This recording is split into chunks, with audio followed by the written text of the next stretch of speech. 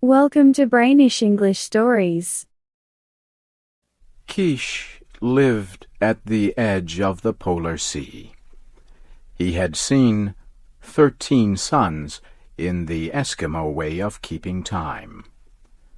Among the Eskimos, the sun each winter leaves the land in darkness, and the next year a new sun returns, so it might be warm again. The father of Kish had been a brave man, but he had died hunting for food. Kish was his only son.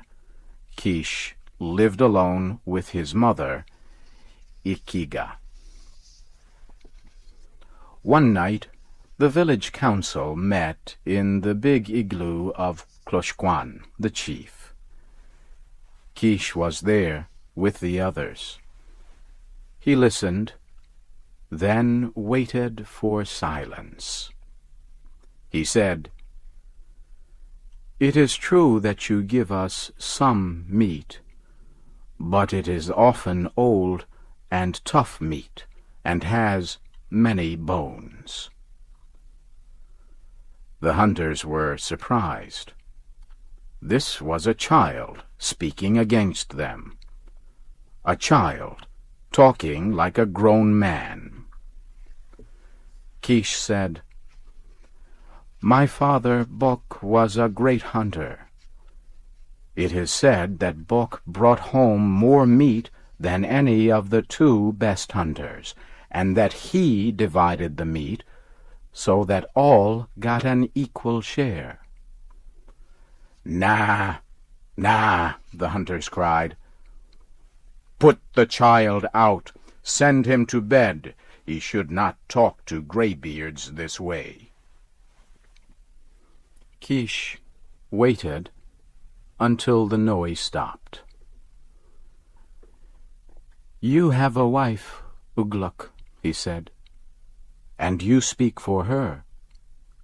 My mother has no one but me, so I speak. As I say, Bok hunted greatly, but is now dead. It is only fair, then, that my mother, who was his wife, and I, his son, should have meat when the tribe has meat. I, Kish, son of Bok, have spoken." Again there was a great noise in the igloo. The council ordered Kish to bed. It even talked of giving him no food. Kish jumped to his feet. "Hear me," he cried. "Never shall I speak in the council igloo again. I shall go hunt meat like my father, Bok." There was much laughter when Kish spoke of hunting. The laughter followed Kish as he left the council meeting.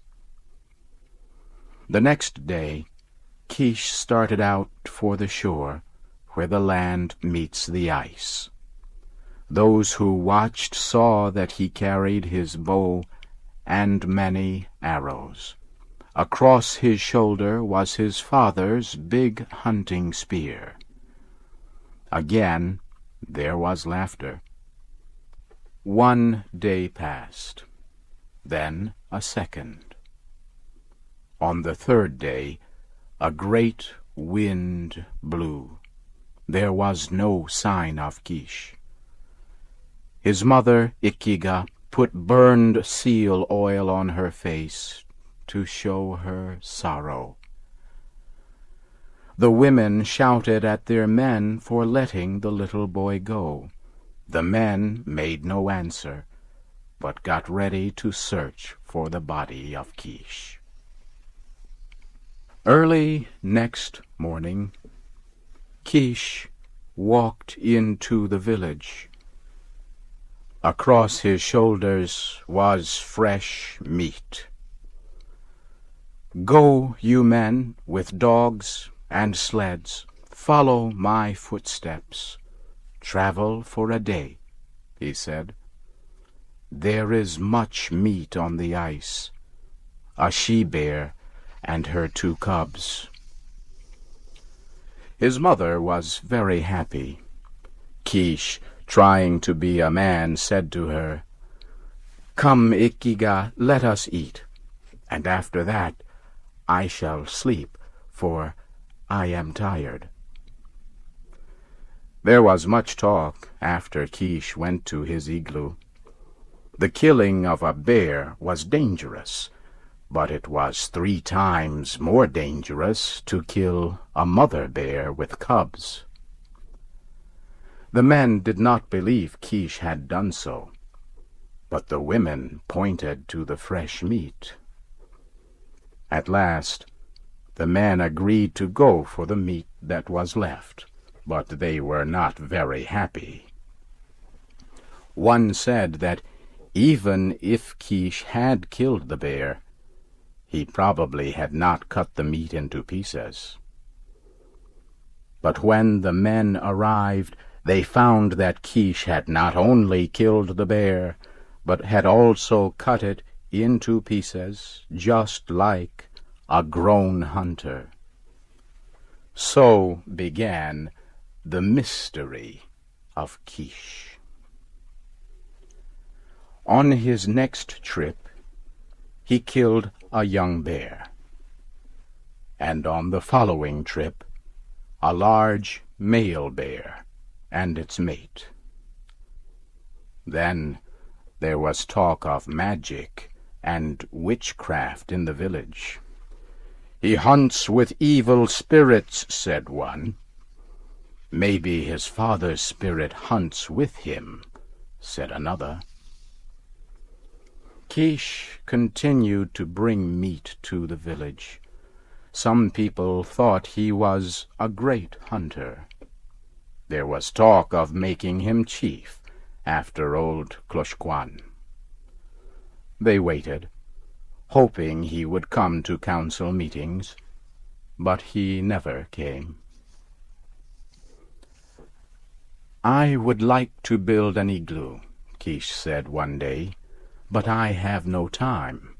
My job is hunting, so it would be just if the men and women of the village who eat my meat build my igloo." And the igloo was built. It was even bigger than the igloo of the chief, Kloshkwan. One day, Ugluk talked to Kish. "It is said that you hunt with evil spirits, and they help you kill the bear." "Is not the meat good?" Kish answered. "Has anyone in the village yet become sick after eating it? How do you know evil spirits are with me?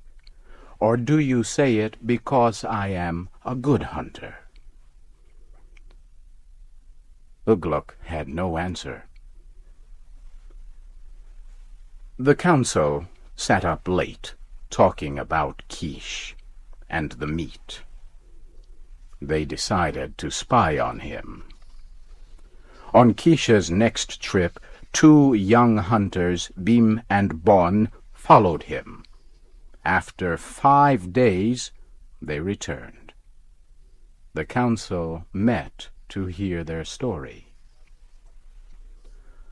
"Brothers," Bim said, "we followed Kish, and he did not see us. The first day he came to a great bear. Kish shouted at the bear loudly. The bear saw him and became angry. It rose high on its legs and growled, but Kish walked up to it." "We saw it," Bon, the other hunter, said. "The bear began to run toward Kish. Kish ran away, but as he ran, he dropped a little round ball on the ice. The bear stopped and smelled the ball, then ate it. Kish continued to run, dropping more balls on the ice. The bear followed and ate the balls. The council members listened to every word. Beam continued the story. The bear suddenly stood up straight and began to shout in pain. "Evil spirits," said Ugluk. "I do not know," said Bon. "I can tell only what my eyes saw." The bear grew weak. Then it sat down and pulled at its own fur with its sharp claws. Kish watched the bear that whole day. For 3 more days, Kish continued to watch the bear. It was getting weaker and weaker. Kish moved carefully up to the bear and pushed his father's spear into it. "And then?" asked Kloshkwan. "And then we left." That afternoon, the council talked and talked. When Kish arrived in the village, the council sent a messenger to ask him to come to the meeting. But Kish said he was tired and hungry. He said his igloo was big and could hold many people if the council wanted a meeting. Kloshkwan led the council to the igloo of Kish. Kish was eating, but he welcomed them. Kloshkwan told Kish that 2 hunters had seen him kill a bear, and then, in a serious voice to Kish, he said, "We want to know how you did it. Did you use magic and witchcraft?" Kish looked up and smiled. "No, Kloshkwan, I am a boy. I know nothing of magic or witchcraft. But I have found an easy way to kill the ice bear. It is headcraft, not witchcraft." "And will you tell us, O Kish?" Kloshkwan asked in a shaking voice. "I will tell you. It is very simple. Watch." Kish picked up a thin piece of whalebone. The ends were pointed and sharp as a knife. Kish bent the bone into a circle. Suddenly, he let the bone go, and it became straight with a sharp snap. He picked up a piece of seal meat. "So," he said, "first make a circle with a sharp, thin piece of whalebone. Put the circle of bone inside some seal meat. Put it in the snow to freeze. The bear eats the ball of meat with the circle of bone inside. When the meat gets inside the bear, the meat gets warm, and the bone goes snap.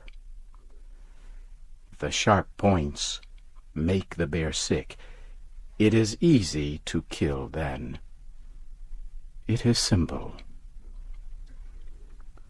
Ugluk said, "Oh." Kloshkwan said, "Ah."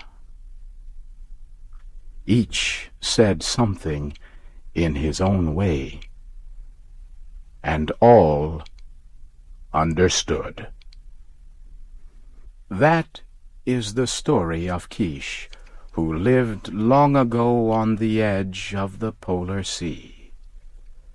Because he used headcraft instead of witchcraft, he rose from the poorest igloo to be the chief in the village.